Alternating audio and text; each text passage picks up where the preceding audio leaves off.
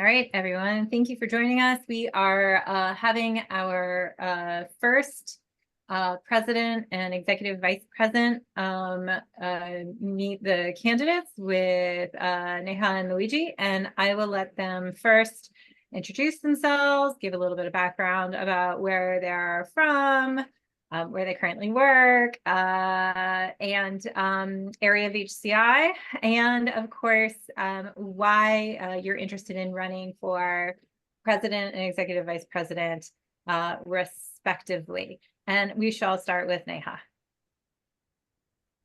Thank you, Helena. I just want to make sure that someone else has host capabilities to let people in. Is anyone else a co-host here? No? Okay, Helena, can I just make you? Okay, one moment.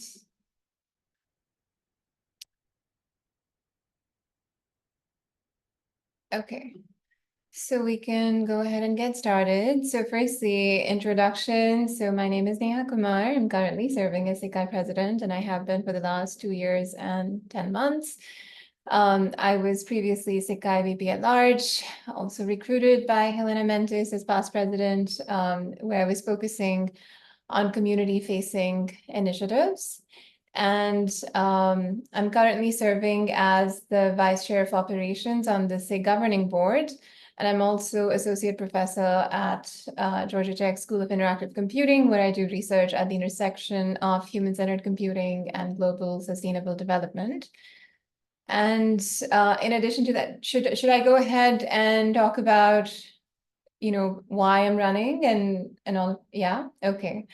Okay, so this is, of course, a longer answer. I would say running to do the work, right? To grow our community, to further establish its global presence, to really work on building a culture of care and inclusivity across our conferences, across our various venues. And this is work that we've started, and to set an example for ACM and its other SIGs. And I would say that we've made significant progress along these lines thus far.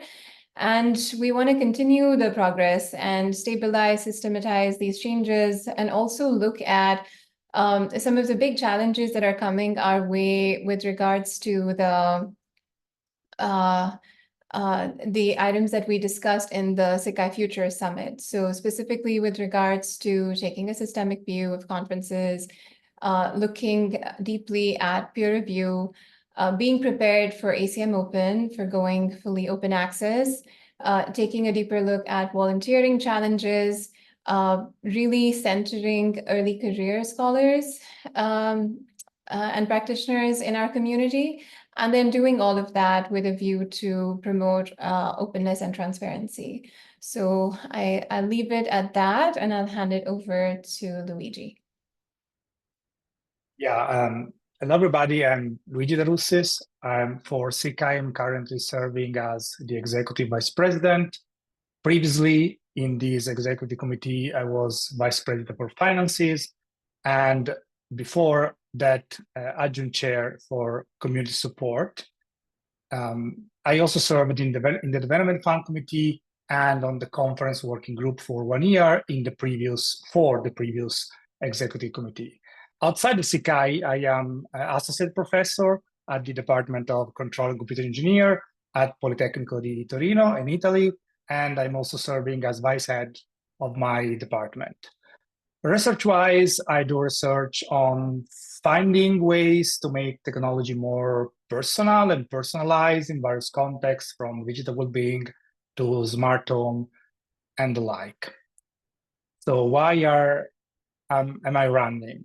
So I can think of, let's say, 4 short reasons. The first one is to continue to build an international SIGCHI community centered around some values like transparency, inclusivity, and also scientific impact.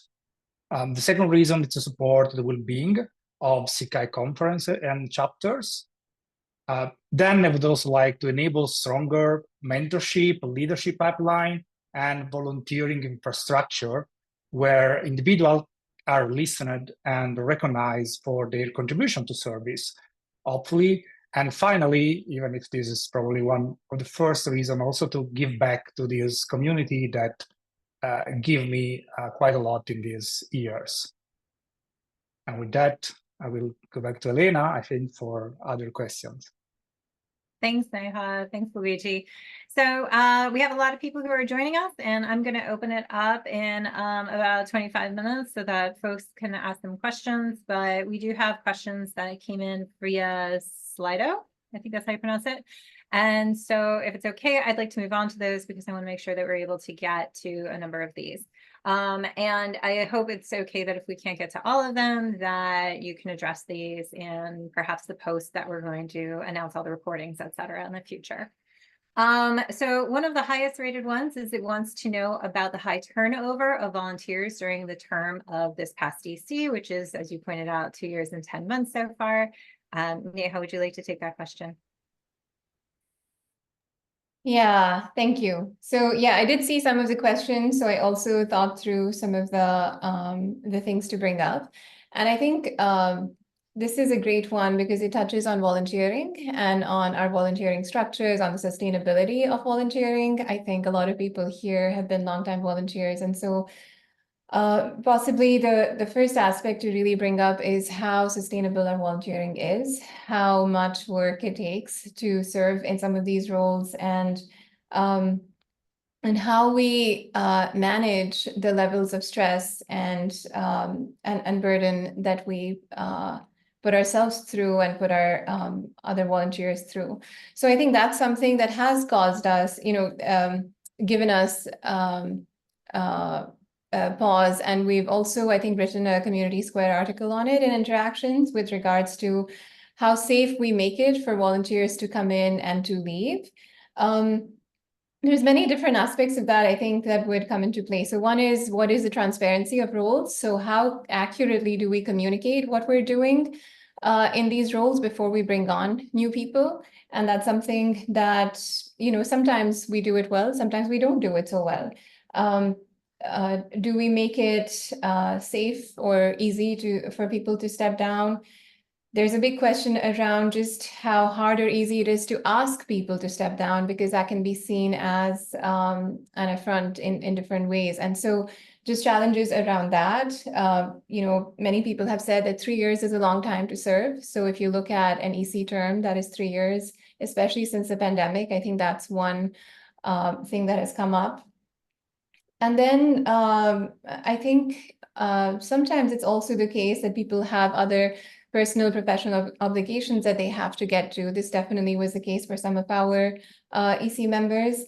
And sometimes, occasionally, I would say that there's also a difference or disagreement in values, right? There might be different ways that people approach things, and that could be something that they want to, then make a choice that this is not something that I want to continue giving my time to, because there's so many different ways to give of our volunteering time, right? So I think all of those factors are at play for why people choose to leave. Obviously, I cannot speak to why every single person leaves, but I think the larger message here is to be really careful about how we set expectations for roles, and to recognize that we're here in service of the SIG. And as long as we're thinking about the SIG, we're centering the SIG's needs and priorities. I think the rest of it is less critical and manageable. So that's a long answer to basically say that there's a lot of things at play when we're volunteering, and I think we do need to give attention to those, and that's also one of the priority areas that emerged in the Future Summit.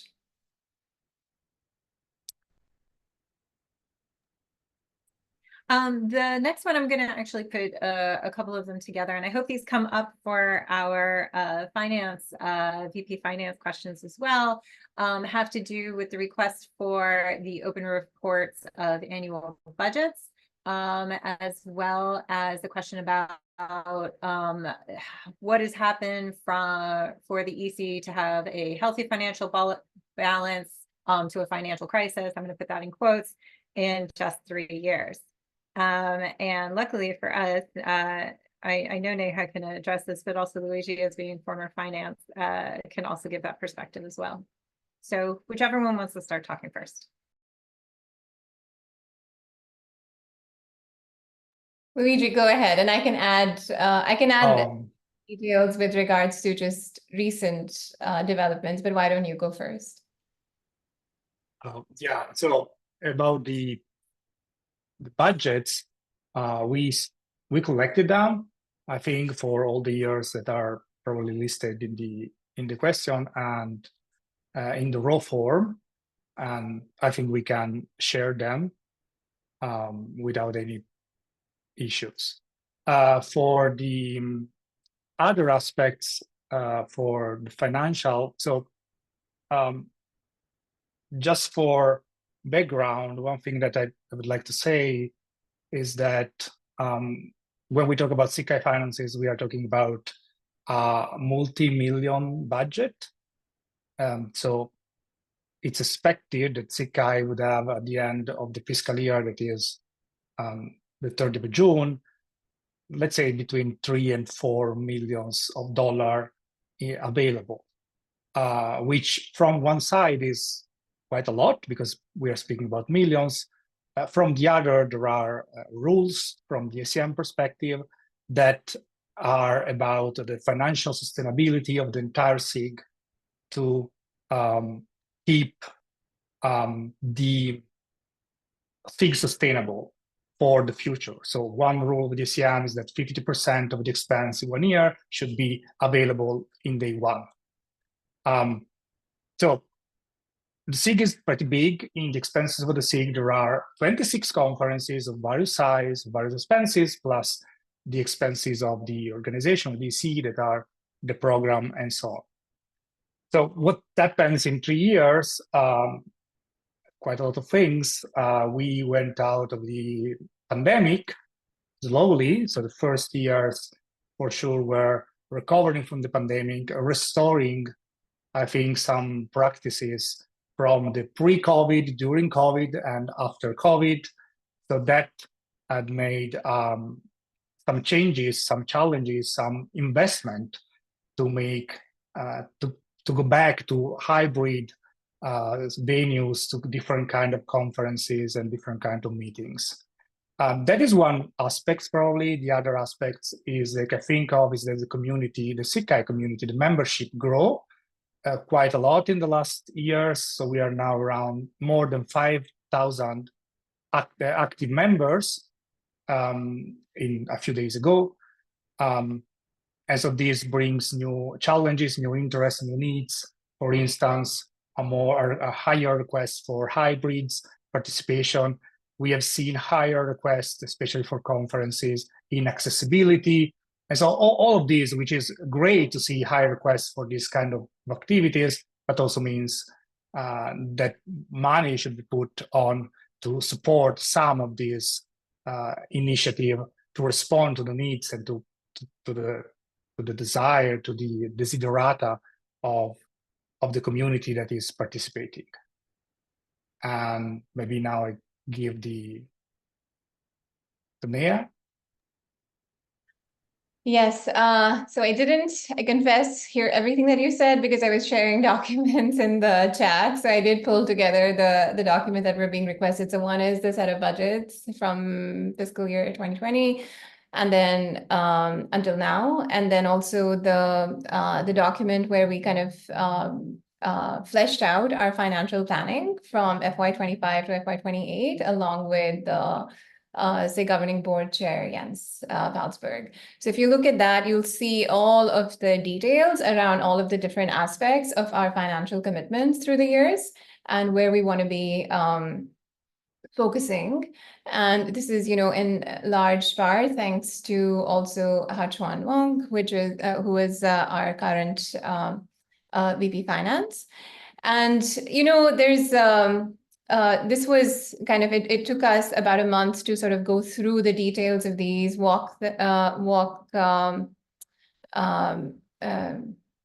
dive into the details of the earlier budgets, also look at the newer budgets, see what we were budgeting, and also seeing what were our actual expenses. And so keeping in mind all of that, and also speaking with Kai leadership and looking at our operations budget with Cash, who's also here, I think. We basically figured out all of these plans around where our money would be going and what kind of approaches we would have. I think there's still some details to be figured out in more granular items, but I think these documents should help. So the bottom line, I would say, is that we do need to be thoughtful about how we're preparing for ACM Open. We do need to think about how our conferences are going to be faring, and I think that there are some ways in which we can target sustainability of conferences through that transition period. And we've been in conversation with people at the SIG governing board to make sure that we have a solid plan. So anything that I'm missing, Helena, or is that good? No, that hit all the points. So this is a common question we've had, that the meeting minutes have not been posted for a while, and would you like to address that? Yes, so I think Keith is not here, right? Yes, and this is also I would say it's in two parts that I would address this. Number one is about the meeting minutes itself, and certainly that's something that's in our bylaws. And so if it's not happening, that's something that is our responsibility. And second is what is underlying that, right? So are we not doing enough in terms of openness and transparency? Are we not sharing enough in terms of what's going on in our meetings? So I would say that my feeling, just from having talked to many of you through the last year, or the last few years, has been that we have been doing well in transparency and openness, and trying to really create a culture of just more conversation, more exchange, more just awareness of what's going on, what are the discussions that are taking place at the EC level. With regards to the meetings, I think we were certainly trying, and we're hit by a few setbacks. And certainly this is not to assign blame in any way. I think it's just to explain what's going on. We had a project management team initially for about a year, and so they did help us out with a lot of the note taking, but then they had to quit, after which Keith has been helping us out. And now more recently, we figured out another solution for someone who can take notes. And also we're able to use the notes from the CART support that we've had. So all of that to say that this is definitely something, it is a hill I'm willing to die on, that we want to make sure our notes are in place before the end of the term. But at a larger level, anything that has bubbled up to a thread that needs to have engagement at the community level, I would say that we've definitely tried our best to make that a blog post, to make that an email, to make that an open session, so that conversation about that takes place. So yes, more work to be done, and also we're totally on board with the motivation of just being more open and transparent. Thanks, Neha. So this one says, as citizens of digital age, we need to learn and work establishment of balanced societies, how the SIGCHI community could contribute towards the same.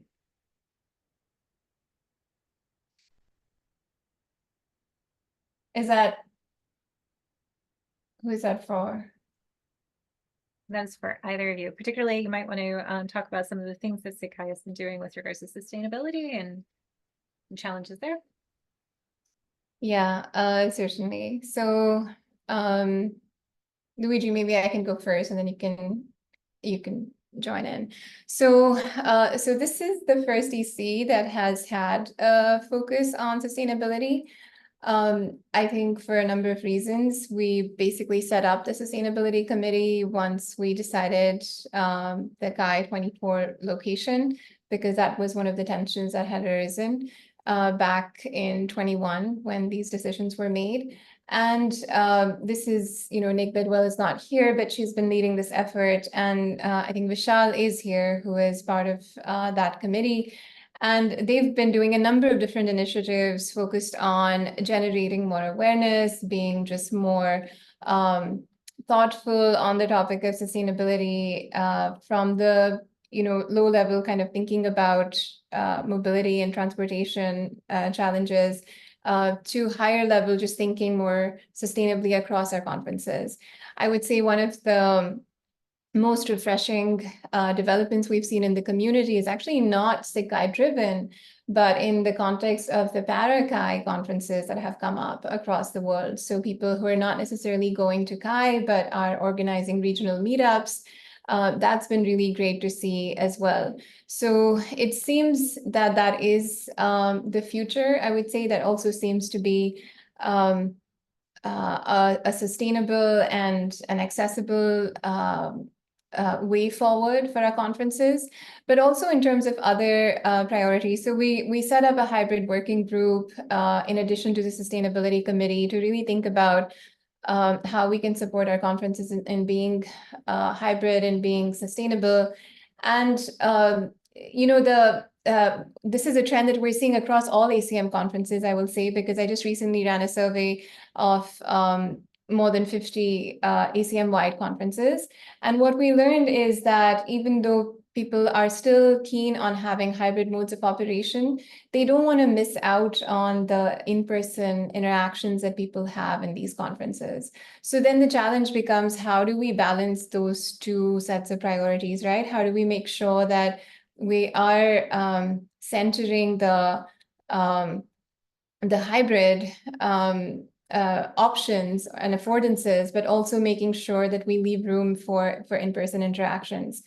And this is something that we want to be working with our conferences on, thinking about how we reduce travel, maybe by doing federated SIGCHI conferences, but at the same time, make sure that there are in-person interactions that are possible. Luigi, would you want to add to that?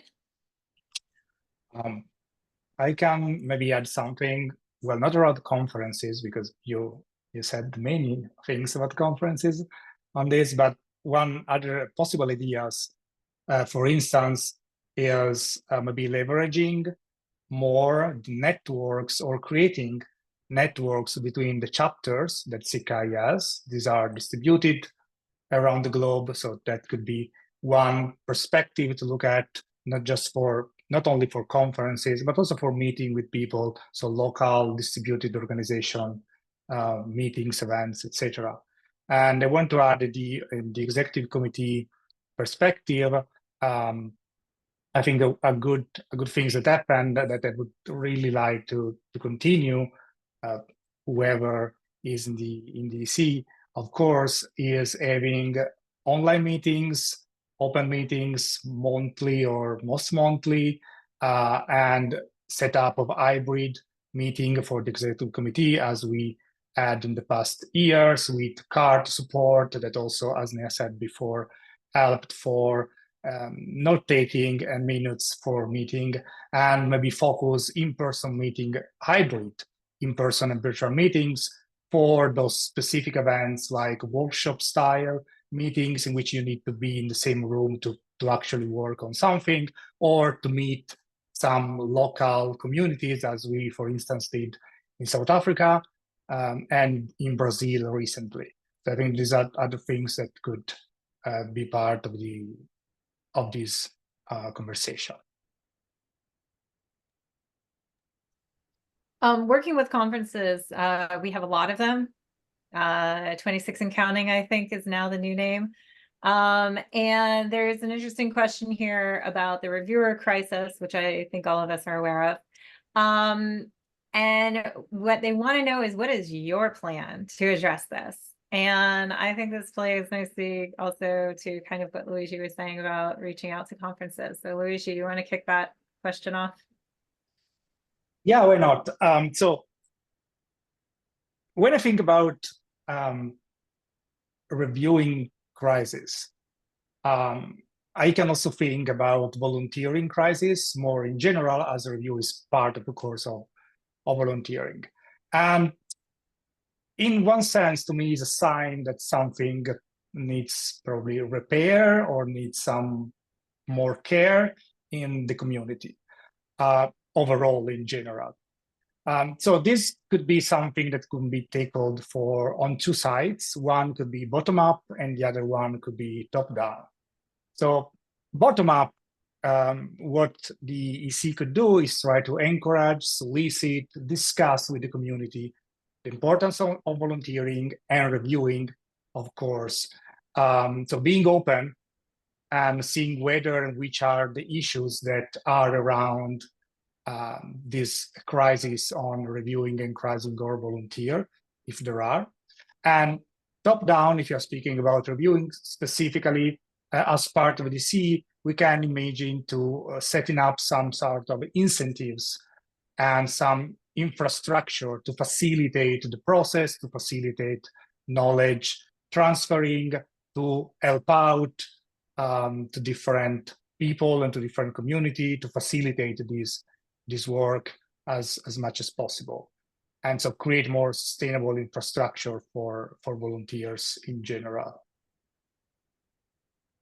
And I want to add to this, actually, just thinking about the conversation that we had at the Future Summit about this, because there was so many on peer review and on volunteering and in combination, that we are not the ones with all the answers. The EC is not going to have all of the answers. What we really need is for this awareness to actually emerge from the communities, from the conferences, so that we can provide supports, we can provide incentives, as Luigi said, but we really want that energy and the awareness and the efforts and the commitment to come from the conferences themselves. And I think we are seeing that more and more. Again, as I said, the conference survey that we did, there were comments from WIST, from CHI, from some of the other conferences that we really need to double down on this. Yeah, I'm going to agree with that. So there's a question here about where the annual report is for the period 21 through 22. That was 2 years ago for the SIGCHI annual report, and my quick answer would be we submit our annual reports, but sometimes we're like a day late and then they don't post them. It's an accurate answer. Yeah, I think that is also my memory, that we're always late, unfortunately. And the reason we're always late is because the deadline always comes up during the CHI deadline period. It's literally, the deadline is like 31st August. And so we always end up doing this late. And I misread the year. So I did find a report which was sent, the last report that we sent out, and I was going to share a link to that, but I think that's not the one that is being. Yeah, I actually thought it was about the last one too, because I remember us being like, we're late again. But I know we do these every year, so we will find it when I send out the recordings. My emails, so we will find it, and if we haven't submitted it, we will take care of it. Yeah, the goal is really, so every year there are SIGs that don't end up turning it in, and this is, again, wearing my SGB hat. This happens.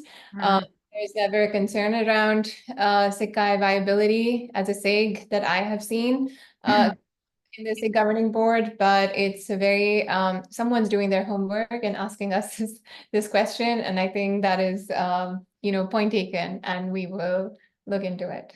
There's nothing being hidden is the answer there. So we will figure out what happened. So before we have like 1 more minute. So if it's okay, I'd like to ask you, what are the 3 things that you're most successful of from the past, or any number of things? What are you most happy with that happened in the past tenure for the EC? Wait, quick question. We have only 1 minute. Are we only doing this 1 minute until I open it up for everybody else? Oh, I see. Okay. I don't want to monopolize. Got it. So you were saying what is the one thing that you're Yeah, how about that? How about one thing for you and one thing, Luigi, that you're really particularly proud of from this past 3 years-ish?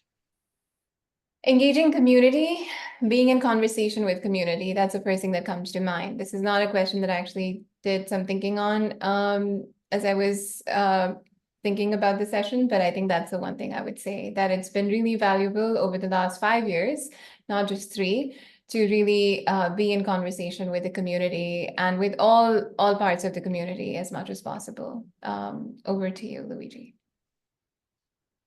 Yeah, I cannot say that anymore because she take the good answer. So my second answer is I think one thing that was particularly successful are the community support program, like the Development Fund, Guardian Master and Travel Award, that supported quite a lot of people to attend conferences, to organize events, and also, as I was saying before, also to experiment, to come back after the pandemic and to support, again, accessibility, a few sustainability initiatives, and so on. So I think that the community-facing programs are something that was particularly successful, I think.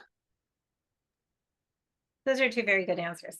Okay, so I'm going to now open it up to folks that are here. And I lost my chat window, but I believe I saw, thank you, Jen Miakoff, for saying that you folks have done a lot with advancing accessibility in this EC tenure. So for anybody else who is on the call, please feel free to raise your hand or put something in the chat if you want me to read it for our president and executive vice president candidates.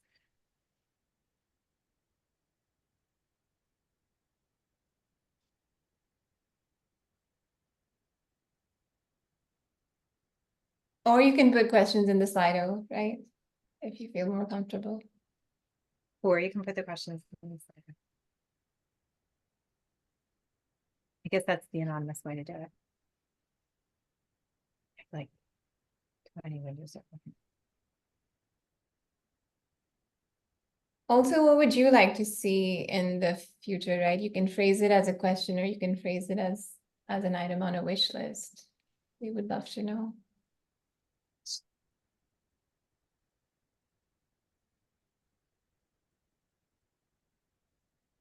I'm okay with just giving folks a second.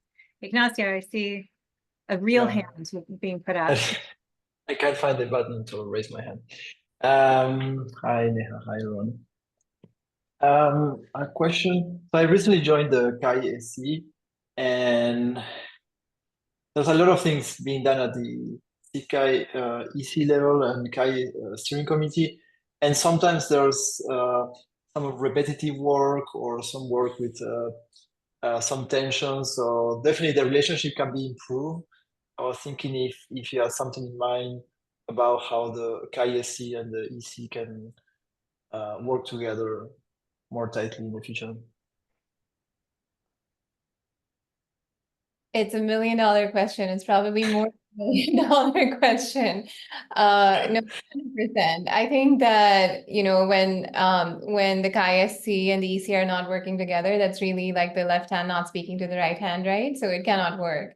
And what's very interesting is when I'm at the SIG governing board meetings, I am representing CHI, which means I'm representing the SIG and I'm also representing the conference. And when I first went to a meeting and that happened, that was kind of interesting to recognize that it's true that I think we would really benefit from working more closely together.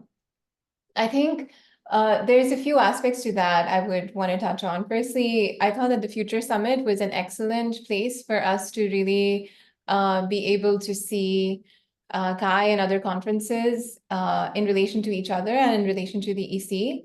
And I think more such fora would be helpful in looking at the priorities across conferences.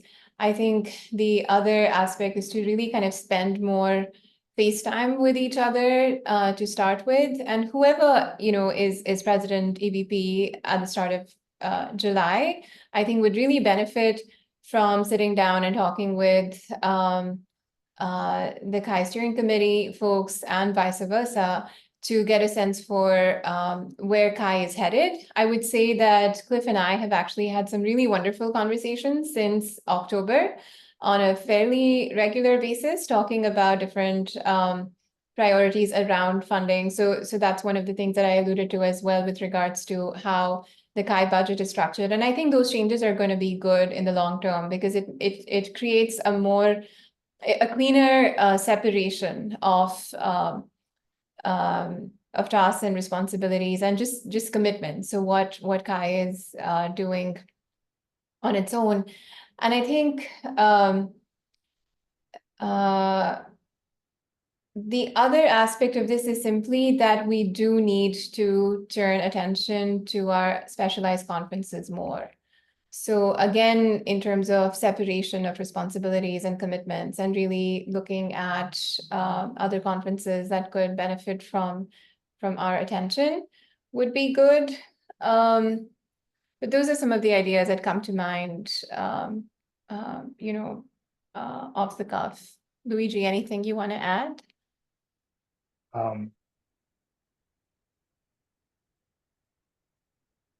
What to say? I didn't actually interact much with the SIGCHI steering committee in these years, partially because of my position in DC.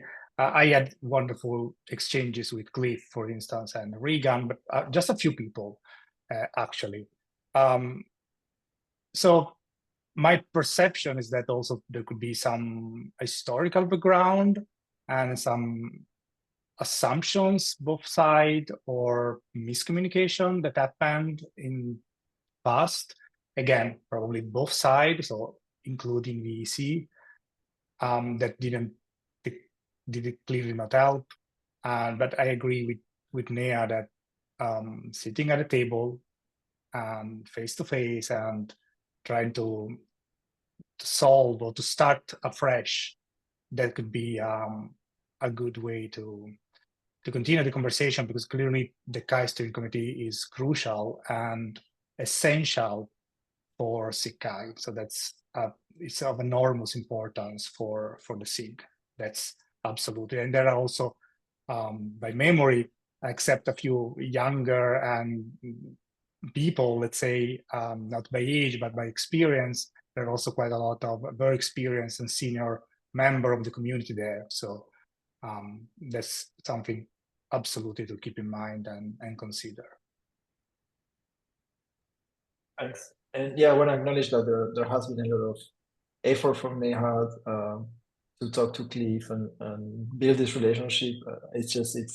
There's natural tensions between the two committees because they have some opposing, objectives, and it's just a natural thing. But yeah, I think your answers are very clear. Thanks. I think at the fundamental, I think what's important to remember is that people have differences of opinion in these regards because they care so deeply. And I think starting from there is a good way to move forward. And that's exactly how Cliff and I have actually developed a good rapport in the last 6 months, I would say, of really being honest and direct about sometimes the competing priorities. Yeah, exactly. Thanks. Thanks for the question. That was a really important one. Other questions from those who have joined us?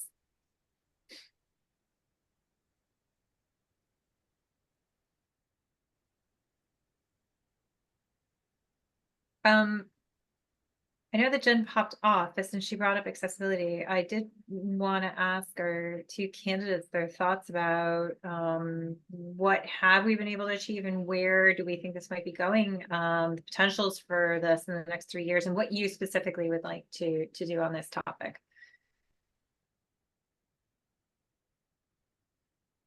Should I start, Luigi? Okay.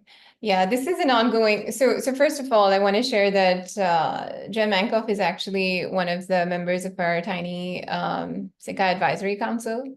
And the reason that we did invite her to be a part of it was because we do want to be very intentional about how we take accessibility forward In the last three months or so, we've had a lot of different conversations, both at the SIG level and at the ACM level. I think one of our priorities is to take this conversation to the ACM level and to really, along with SIG Access, talk about what other conferences are doing and could be doing in the realm of accessibility. So that's kind of looking beyond. There's also the top-down policy question around accessibility. So what are our venues or our websites or our publishing models? How are they regarding accessibility at the moment or not? And so looking at what policies might apply and how ACM thinks about them. That's a second area that we're looking into at the moment. And this is also an ongoing conversation. Third, there's the letter, if you remember, some of you might, that Megan Hoffman had sent out. And DJ, who's our VP Accessibility, had engaged with, we had all engaged with actually, and written out a set of considerations on accessibility. And I think that those are definitely steps that we want to be taking. We want to focus on conferences and how they think about making accessibility considerations for their attendees. This has come up repeatedly in the case of CHI every year, where we know, and it's a good sign, that accessibility expenses are going up. And we want to be intentional about how our conferences can pool together just information and resources to do that in a more sustainable way. We've gotten to the point where we want to question, so if we have limited resources, then how do we address all of the accessibility needs of attendees going to the conferences? And so this is something that I had brought as a question to Jen to say, how do we decide? If we have to get to a point where we say, okay, we don't have the finances to cover all of the accessibility recommendations that we would like to, then how do we make these decisions? And her suggestion, which I think we should take forward in the future, is to actually engage with our community. So engage with Access SIGCHI, engage with attendees at conferences through surveys or conversations at CHI or what have you, to actually talk about how we prioritize our coverage of these needs. So those are some of the things. I think the other aspect that we, on a separate track with Cash, with Ayman, we've talked about the platform that we've been building out with the Progressive Web App. And that is, keeping in mind accessibility. So how do we do that for other conferences, across other conferences, and really publicize that? So there's many different aspects to this, just, on the operational side, on the community side, on the conferences side, on the ACM side, and all of those are conversations that are happening. I think also Access SIGCHI had shared with us some questions, asking us for responses to that, which was great of them to do. And we're going to collate all of our responses there. And I think they'll probably share it out in a blog post. One thing that, if I can add, is a little bit more high level, probably, but one shift that I'd like to see more often happening is not thinking about accessibility as an afterthought, something that, at a certain point happens, but something that is there from day one.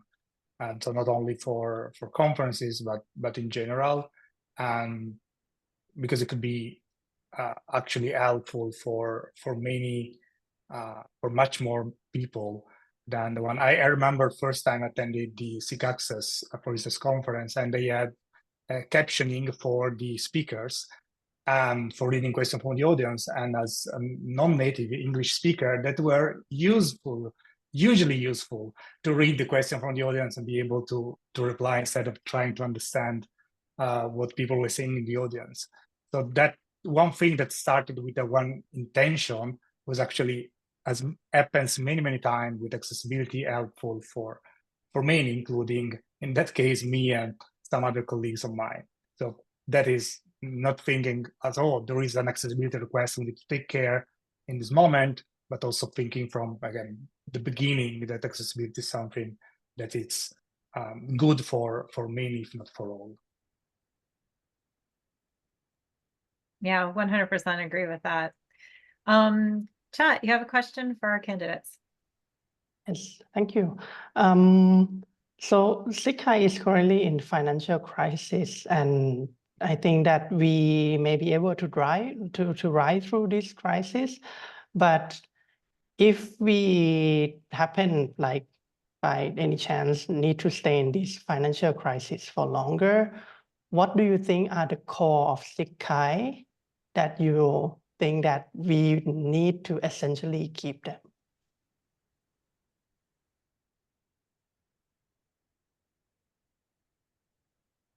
Don't So- jump on the question at the same time. Thanks, Chad. So I would say, first of all, I personally don't think that SIGCHI is in a financial crisis. I think we need to be mindful that our fund balance could be impacted, especially as we approach ACM Open, and that's something to keep in mind. For sure. And this is also why, you know, the document that I shared, I think can kind of lay out the different considerations and priorities.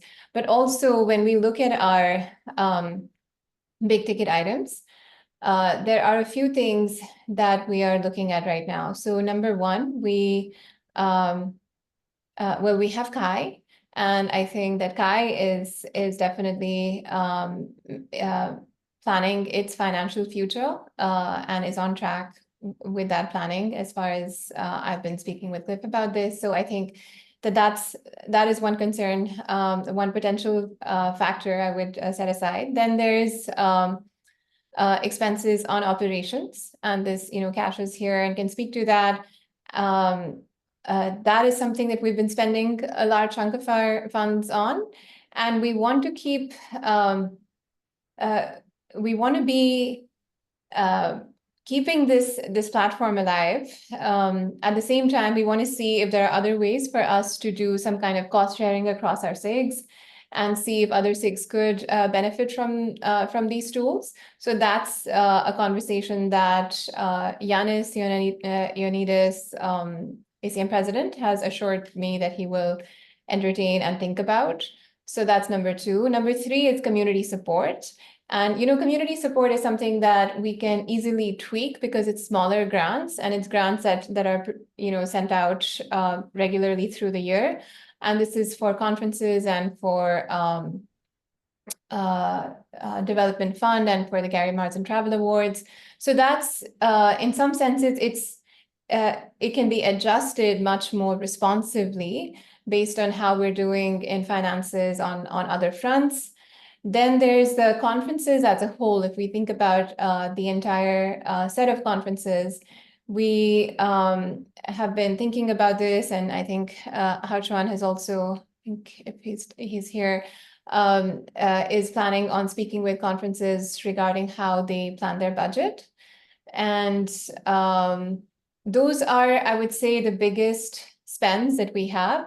Certainly other things such as travel costs can be minimized. We have, I think those are all the big ticket items, right, Luigi? But this is just to say that we have been looking at each of these separately as well to see how we would need to adjust these if we needed to adjust them as we get closer to ACM Open related changes. So I think we've done a lot of thinking through this. We'll have to see how things go in the next few years. Thank you. Luigi, do you have any final thoughts that you want to say on that question around where the tweaks need to happen with regards to the finances? Not much. Just to keep in mind, probably that and I can't compute the percentage accurately. I'm just going by memory now. It seems to me that 87% of the SIG expenses come from all the conferences. So, as Neha said, there are many big items, but clearly one area in which to investigate in terms of revenues, so increasing revenues in some way or decreasing expenses could be, as again Neha was saying before, talking with conferences and try to understand better approaches for having less impact on that part, because it's a big part of the budget. Clearly, is the vast majority of the budget. Thanks, Chad. Other questions from folks that are here? These are all really good questions. So.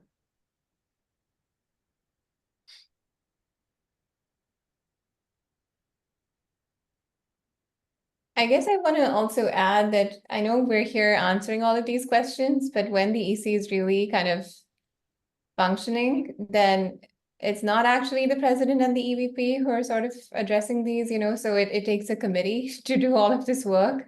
So we're sort of presenting the views of and the remits of many different people here and many different committees.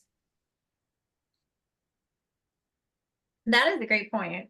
And so one of the questions that's in Slido that I was wondering if you wanted to talk about is, what radically new changes do you want to bring in-house SIGCHI operates? What do you think is missing or deserves improvement currently? Neha? Yeah, this was my favorite question, so I'm glad that you asked it. It's possibly the last one. And I actually wrote down a lot of points. So I'll just go over those quickly. So firstly, and again, I try to think about it from the point of view of the Future Summit and what we learned from the Future Summit and the points that had come up in the Future Summit. So firstly, taking a systemic view to our conferences, which is something we've only just begun doing. And I think this is going to be really critical moving forward. And it's also something that it's hard because it needs all of our conferences and conference leaders to get on the same page and to align to a degree, even as they maintain and nurture their own individual identities, right? So this is not to say that we want all our conferences to be the same, but we want them to be in conversation with each other much more. And this is something that we, I think, accomplished with the Future Summit. And we want to see more of that happening and should be not so hard to do, I wanted to say easy, but really just because there was so much synergy when we got people into the same room. Then there's a question of peer review, right? And here we've listened to a lot of critiques, a lot of pain points. This came up a lot at the Future Summit. There were many different breakout conversations. And I think we have not yet taken a dedicated approach to addressing these pain points. I think the summit brought out a lot of these, and we really need to think about how we sustain volunteer effort. And to some degree, this is not a radical new change. At the same time, actually doing something about it would be a radical change, because I think we've been talking about it for a good amount of time.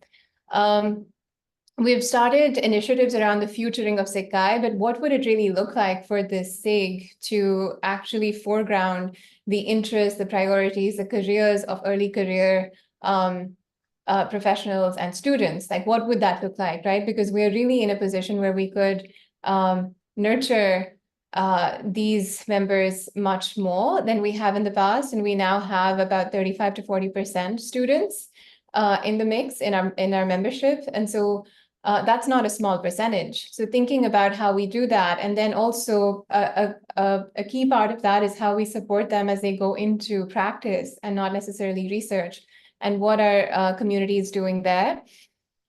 And then as a volunteer-based organization, we have to also recognize we can't keep doing more and more and more, right? It's great to celebrate hard work, and I know that I've been doing that also when it comes to, even our t-shirt, for example, last year at Kai said doing the work, right? But at the same time, we want this work to be healthy. We want it to be sustainable. We want our volunteers to be happy volunteers for SIGCHI. I hate to say that that would be a radical new change, but what would it really look like for Helena, for example, to be like really excited about volunteering for SIGCHI and not saying, you know, I've done this for 9 years, I don't want to do it anymore. So what would that look like? And then finally, there's one radical change that we don't have much say, right, in the matter, which is ACM Open. This is going to happen to us. It is going to be radical. It is going to change us completely. I would say we can be prepared for it. And we have some tools now at our disposal. We also have a voice because we're the largest SIG. We can go back and speak to ACM about what they're doing, what they could be doing differently. And having that voice in the SIG governing board is very, very critical. And so really being on top of that conversation. And this was also my hope with like getting that conversation started with ACM Open information and having Jonathan Aldrich, who's a pubs advisor, to advise on that. But that's going to be something that we want to be on top of. So I don't know if that seems like same old or it seems like you know, radical new stuff. But I think being able to be on top of these conversations will be really, really good for the SIG.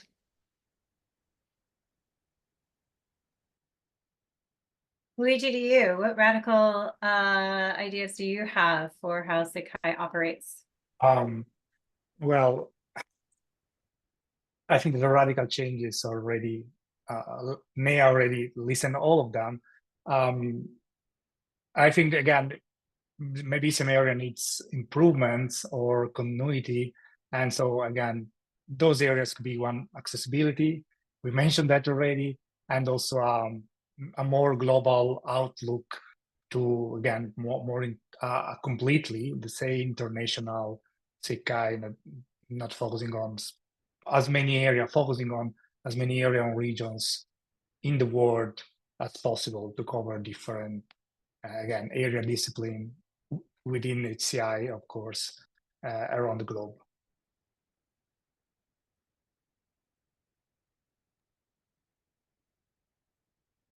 I want to ask a final question, particularly for our president and EVP.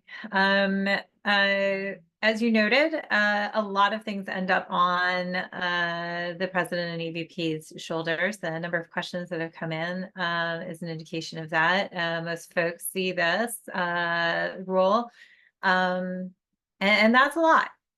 So I just wanted to provide these candidates a chance with addressing how they see themselves in these roles, which for somebody who's had the role can be very stressful. Thank you, Helena. And I don't think that many people in this world understand this quite as well as you do. So thank you for bringing this up. I think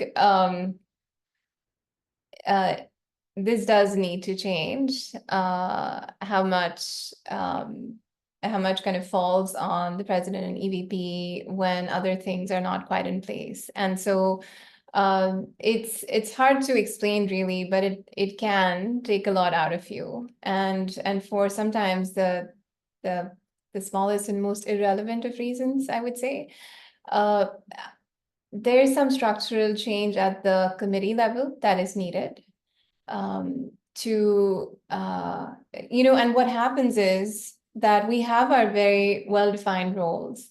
And then when there's a crisis, and there are many that we have on an almost monthly basis, then it's not really someone's job to deal with that crisis, right? That crisis can come up in like a you know, a completely separate space that isn't really relevant for any of the roles that we do have. There are other SIGs, so I've been looking at the SIG structures for SIGGRAPH, SIG structures for some of the other SIGs, and how they do it in terms of ensuring continuity across the years, so that people come into roles knowing what to expect. And I think that makes a big difference. So this is something that we try to do with setting up the committees. You know, sometimes people do criticize by saying that you have so many committees and that's committee bloat and you have all these volunteers and blah, blah, blah. But I also think that these committees have been very helpful in bringing forth at least one volunteer per committee who's then willing to lead the charge of the committee. And that makes a big difference. And having a steady inflow of these volunteers is important to ensure that people who are actually leading have a little bit of experience, even if they don't have a lot, but that flow, that continuity is preserved. And then there does need to be at least a role or two where people are committed to just at large, kind of not something in particular, but really what the need is of the hour. So if we need to address ACM Open, not just from a pub's point of view, but maybe from a community point of view, is there someone who can take on that charge for a short amount of time? The other aspect is just, as I said earlier, making it safe for volunteers to step in and to leave. You know, this is not, I don't say this lightly. I think there's so much, it feels really unfair because I think it's perfectly legitimate for people to decide that this is not something they can give all their time to or even much of their time to. And so they want to step out or just do other things. But then what happens is when people prioritize other things, then that role becomes basically a big gap. And so if that gap needs to be addressed, then who's going to address it? There isn't actually someone else. And then the buck stops at the president and EVP. So I know this is, you know, lived experience from 3 years of just kind of seeing this happen. I think it is important to recognize that there's all these commitments that will pop up from time to time that are completely random. And so creating structures that will just be able to handle those, creating continuity, being kind and compassionate when these things happen. I think this is something that we tend to forget. Right, there is one message online and then there's 10 messages online, and then we get really stressed out that we have a crisis that we now have to deal with. And no matter how many crises have gone by, I think, you know, even the 12th or the 13th or the 20th, it still brings you stress. Like Helena and I have talked about this a lot. It feels like we're letting down the SIG, even though we're putting in everything that we've got. And that's a really hard thing to deal with, right? So I just want to say that, yeah, this is something that needs to change. And whether it changes at the bylaws level or whether it changes in just how we set up the next EC and whoever is leading it, but this is definitely something that should be recognized, that we need to really honor all of our volunteers more than we do now. Luigi, maybe you want to make this a more optimistic. On a high note. Well, actually, not really. But because even if I were in this position for not a long time now, but I absolutely feel and have the same perspective. And I think that, again, some changes is needed at the C level. Again, it could be bylaws, could be less than the bylaws, could be just organizational change, it could be different way on delegation. It could be smaller committees instead of many, but small committees. It could be many things. One thing that is clear that for many topics is, and many crises, as they are framed, there are it's not really sustainable for volunteers in apical positions, and so that is it's surely not. It should not be that way.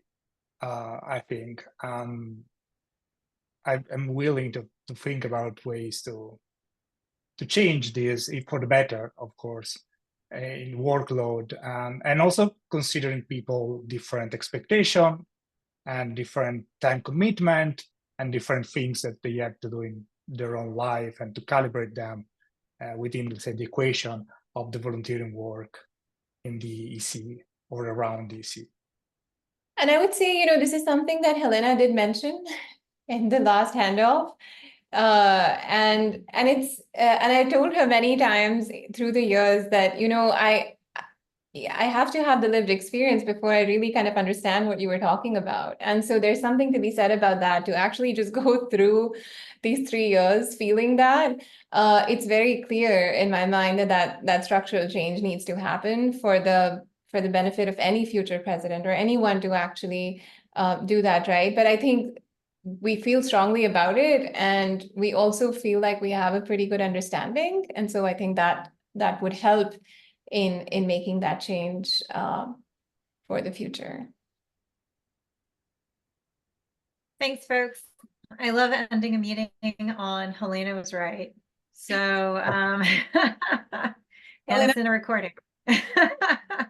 No, it's okay. I completely understood that. And you know, it's something to be said for this is an important job. So I appreciate everybody who joined us today, who's going to listen to this recording, who put questions into Slido. Of course, we will make these recordings public as soon as we have the transcripts, etc., done. And just as a reminder, we have another president and executive vice president meet the candidates set for Tuesday the 30th from 11 to 12 UTC time.